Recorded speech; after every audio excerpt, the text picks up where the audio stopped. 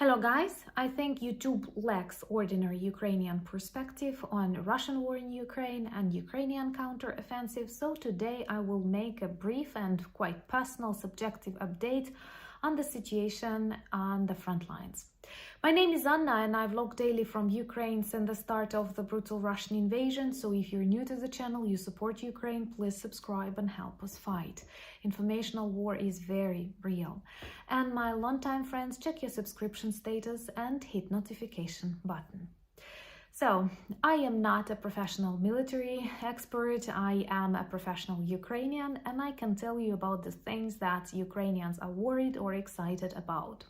One of the things that did irritate us a lot, the fact that so many spectators all over the world were waiting for Rambo-like Ukrainian counteroffensive and cannot notice real signs of some positive changes, like the escape of Russian Navy from the Black Sea or Russian inability to get new cities and territories in Ukraine. I know this may not sound very victorious, but we are fighting with the largest country in the world, with the largest evil empire that has 140 million people it is ready to sacrifice for any BS Putin wants. And they actually are excited about that. Ukraine is a democratic country that cares about the life of each of its soldiers. So I honestly did not want it to be like a nuclear explosion and millions dead. This is something that goes against the Ukrainian vision of our future. And remember, these are our lands, so we care about them. We are not ready to commit ecocides or other stuff that Russians often do. So what I consider important is the fact that Black Sea Navy, Russian Black Sea Navy escaped from the Black Sea, that no regional centers or other important connection centers were occupied. And despite huge mid waves of Russian soldiers who were sent to die in Ukraine, we are able to stop them and not let them move deeper inside Ukraine. And all of that without F-16, without long-range missiles, and taking care about Ukrainian lives, which is a very good result, I'd say.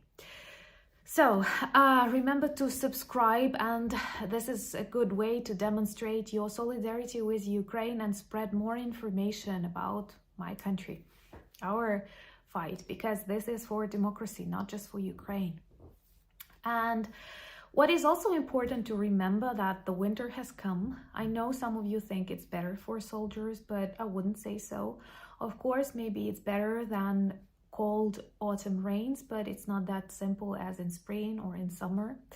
What is also important, Ukraine is a big country, and the climate and the weather differs. For example, now in the north it can be really cold with the temperatures really below zero, and in the south it is still warm and it may remain warm. They don't have that much frosty days. And all the tanks and weapons can get stuck in this very specific mud, and for example the evacuation of the wounded is really difficult. So what we see as the most important things right now in Ukrainian front lines, this is of course AVDIIVKA, where Russians kill approximately 1,200, 1,300 their own soldiers per day.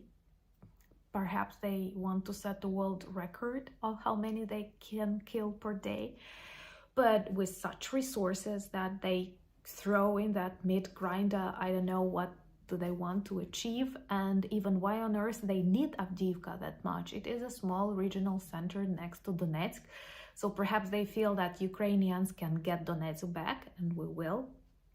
Like, share, subscribe to see that in some near future, but that is how they want to back up Donetsk. And they kill thousands of people. I am terrified to think what happens in that part. And especially taking into account that Russians totally do not care about their wounded and about the dead ones.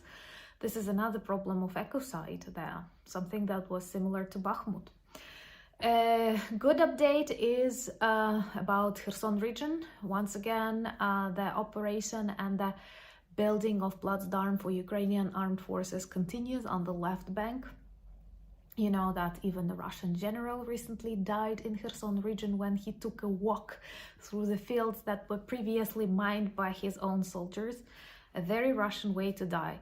Honestly, this will be pretty dark humor, but what can you do? It's the only way to survive through war, that if you just let Russians, they will kill themselves very effectively. Like in AVDIIVKA, they kill thousands per day. Their generals are walking through the minefields that were mined by their own soldiers. But unfortunately, they also use a lot of weapons to destroy Ukrainian lives and infrastructure. That's why we have to stop them. We cannot simply observe how they destroy themselves. And also, they like smoking, you know, that on their strategic military objects. Anyway, it is sad that we have such a neighbor, and it is sad that so many countries in different corners of the world still treat Putin as a president. He is a war criminal. An international criminal court has an order to arrest him. He cannot travel freely to any free country. So let's see him captured, imprisoned, and possibly hanged.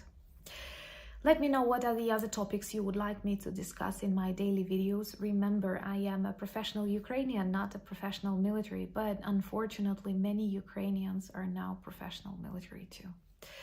Thank you for buying me coffees, becoming my patrons. Remember to join me on Instagram, Threads, and Twitter. And also we have a Discord community and a beautiful merch shop where you can find t-shirts, sweatshirts, caps, cups, and all the things that remind about Ukraine and work as good conversation starters. But most importantly, thank you for standing with Ukraine. Slava Ukraini!